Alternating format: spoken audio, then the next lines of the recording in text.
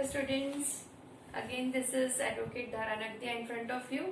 Welcome back to your own YouTube channel ज्ञान धारा private tuition the flow of knowledge. Last video में हमने noun start किया था, हमने उसकी डेफिनेशंस देखी थी और हमने उसकी टाइप्स भी देखे थे। अगर आप लोगों ने देखा नहीं है तो प्लेलिस्ट में जाके थोड़ा सर्च करके देखिए तो आपको ये थर्ड वीडियो भी अच्छे से अंडरस्टैंड होगा। आज हम जो वीडियो करने वाले हैं it's again completely related with the nouns, but इसमें हम देखने वाले हैं दो चीजें, सिंगुलर एंड प्लूरल। कैसे वो मैं बताती हूँ आपको। जैसे फॉर एग्जाम्पल मैंने लिखा पेन, इसका प्लूरल क्या होगा? Pens. This is singular, this is plural. फिर मैंने लिखा लैपटॉप, तो इसका प्लूरल क्या होगा? Laptops. If I write mobile, तो इसका प्लूरल होगा मोबाइल्स। तो हमने क्या देखा यहाँ पे? When I convert this singular into plural it meaning doesn't change. Meaning change नहीं हो रहा है, आप सिंगुलर में से प्लूरल पे कन्वर्ट कर रहे हो तो। पर हमारी इंग्लिश लैंग्वेज में ऐसे बहुत सारे नाउन्स हैं जिसको आप सिंगुलर से प्लूरल में कन्वर्ट करते हो तो उसका मीनिंग कम्प्लीटली चेंज हो जाता है। तो आज हम वैसे वाले ही वर्ड्स करने वाले हैं। जैसे फर्स्ट एग्जाम्पल हम लेंगे, इफ आई राइट एयर, फिर मैंने लिखा airs. Now you know air कौन सा नाउन है? Air is an abstract noun, और एब्स्ट्रैक्ट नाउन के कभी भी प्लूरल फॉर्म्स नहीं होते, पर चूंकि अगर है तो डेफिनेटली इसका मीनिंग चेंज हो जाएगा। एयर मतलब हम जिसे बोलते हैं एटमॉस्फियर, या फिर ऑक्सीजन और अदर गैसेस, ऑक्सीजन और other gases which we inhale, इसे हम क्या बोलते हैं? एयर। ठीक है।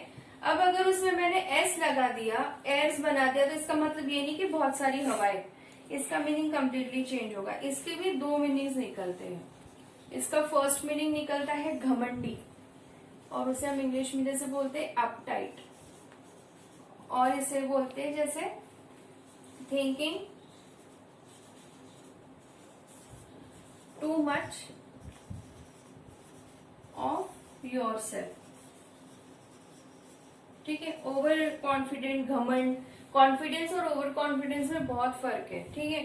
सो एयर्स मीन्स अपटाइट, घमंडी। और दूसरा मीनिंग होता है, जैसे आप बहुत बार न्यूज में भी पढ़ते होंगे और हेडलाइंस में भी देखते होंगे। जैसे अभी हम कोरोना का एग्जाम्पल ले लें। अगर मैंने लिखा example, corona is in years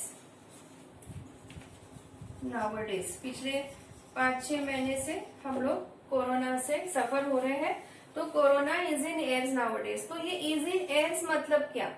इसका मतलब घमंड नहीं है यहाँ पे, इसका मतलब है highlighted,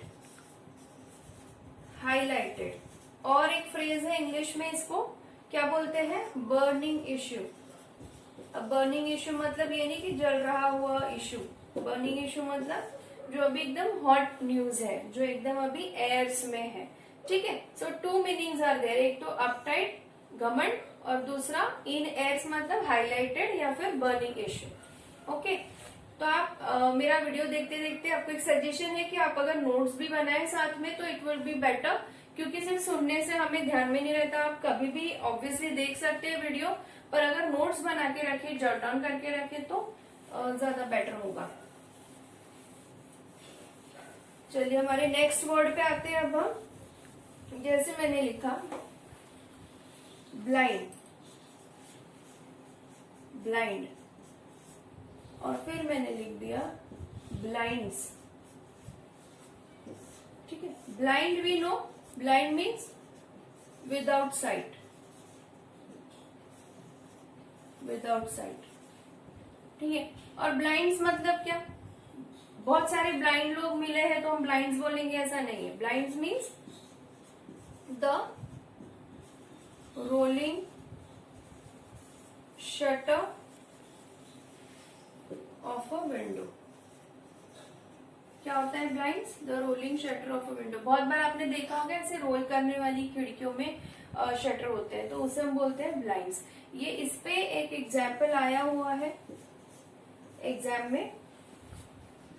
if you feel dark in the room, open the blind oblique blinds or curtains। तो आप सेंटेंस पढ़ के ध्यान में ले सकते हैं कि यहाँ पे कौन सा ब्लाइंड्स आएगा, कौन सा ब्लाइंड्स आएगा, तो रोलिंग शटर वाला। If you feel dark in the room, definitely हम खिड़की अगर ओपन करेंगे, कर्टन्स ओपन करेंगे तो उजाला आएगा अंदर। तो यहाँ पे कौन सा ब्लाइंड्स आएगा, ये वाला, ये आपको कट करना पड़ेगा, ठीक है। So this is blind and blinds. अब हमारा नेक्स्ट वर्ड लेते हैं हम, थर्ड वर्ड कस्टम। और इसका अगर मैंने प्लूरल कर दिया customs. So what do you mean by custom? Custom हमारे जो सोशल प्रैक्टिसेस है, जो हमारे रीति रिवाज है, सोशल प्रैक्टिसेस, उसको हम बोलते हैं कस्टम। पर अगर इसमें मैंने एस लगा दिया तो बहुत सारे सोशल प्रैक्टिसेस ऐसा नहीं होगा, इसका मीनिंग कंप्लीटली चेंज हो जाएगा। Customs means the taxes imposed or levied on exported or imported goods। क्या होगा? देखिए यहाँ पे क्या हुआ, सिर्फ वन लेटर का फर्क है। यहाँ कस्टम मतलब social practices and customs means the taxes imposed or on exported or imported goods। वो जो टैक्स लेवी होता है उसको हम बोलते हैं कस्टम्स, ठीक है। नेक्स्ट वर्ड हम लेंगे force and forces. Force and forces.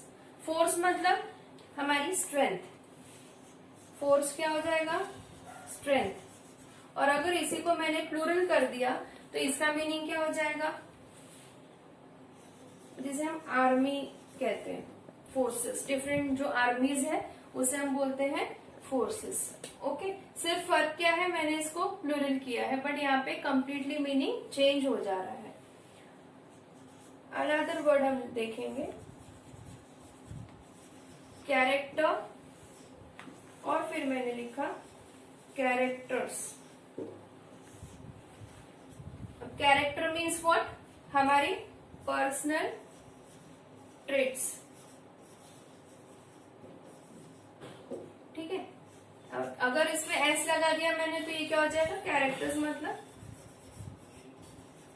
Alphabets और लेटर, ओके। तो हम क्या सीख रहे हैं यहाँ पे कि अगर हमने नाउन में सिंगुलर का मीनिंग क्या है और अगर उसमें हम एस ऐड कर रहे, प्लूरल फॉर्म कर रहे तो उसका मीनिंग क्या है, ये आपको बहुत अच्छे से याद रखना है। बिकॉज कॉम्पिटिटिव एग्जाम में या फिर आपके 9, 10, 11, 12 के एग्जाम में भी ऐसे क्वेश्चंस पूछे जाते हैं, एमसीक्यूज में, एडिट में आता है कभी कभी, तो ये आपको अच्छे से ध्यान रखना है। नेक्स्ट वर्ड करेंगे हमारा हम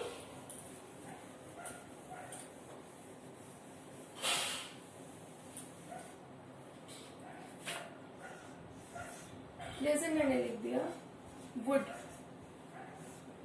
और फिर मैंने लिखा वुड्स।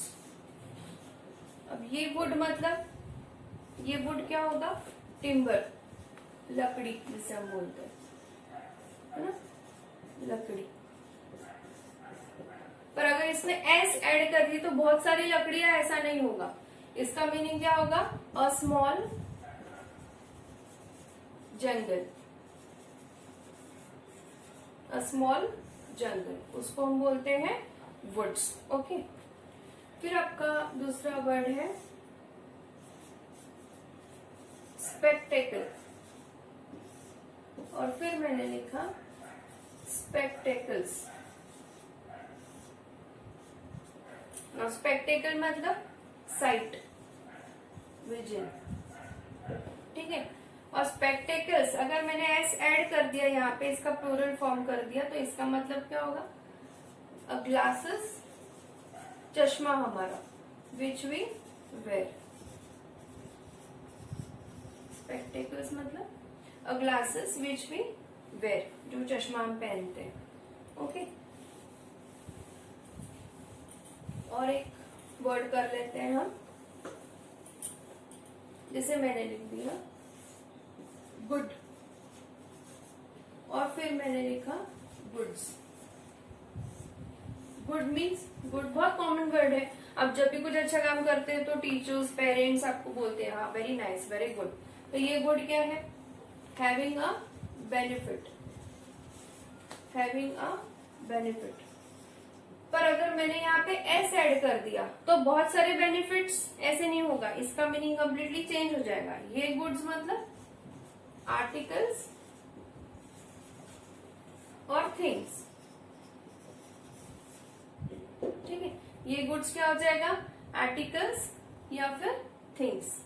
तो क्या पढ़ा हमने आज? हमने ये पढ़ा कि नाउन सिंगुलर और प्लूरल में कैसे काम करते हैं। सिंगुलर में है तो उसका मीनिंग अलग है, पर कुछ नाउन्स ऐसे हैं जिसको आप प्लूरल में कन्वर्ट करते हैं तो उसका कंप्लीट मीनिंग चेंज हो जाता है, ठीक है। और थोड़े वर्ड्स हैं जो हम नेक्स्ट वीडियो में देखेंगे।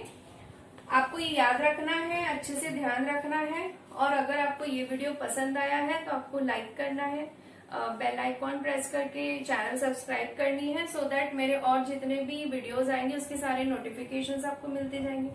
और बहुत जनरल सी बात है कि अगर आपको पसंद आया है तो लाइक कीजिए, अपने फ्रेंड्स में शेयर कीजिए, share it among your friends, so that maximum बच्चों को बेनिफिट मिले हमारे वीडियोस का, ठीक है। अब हम मिलते हैं नेक्स्ट वीडियो में, तब तक के लिए बाय।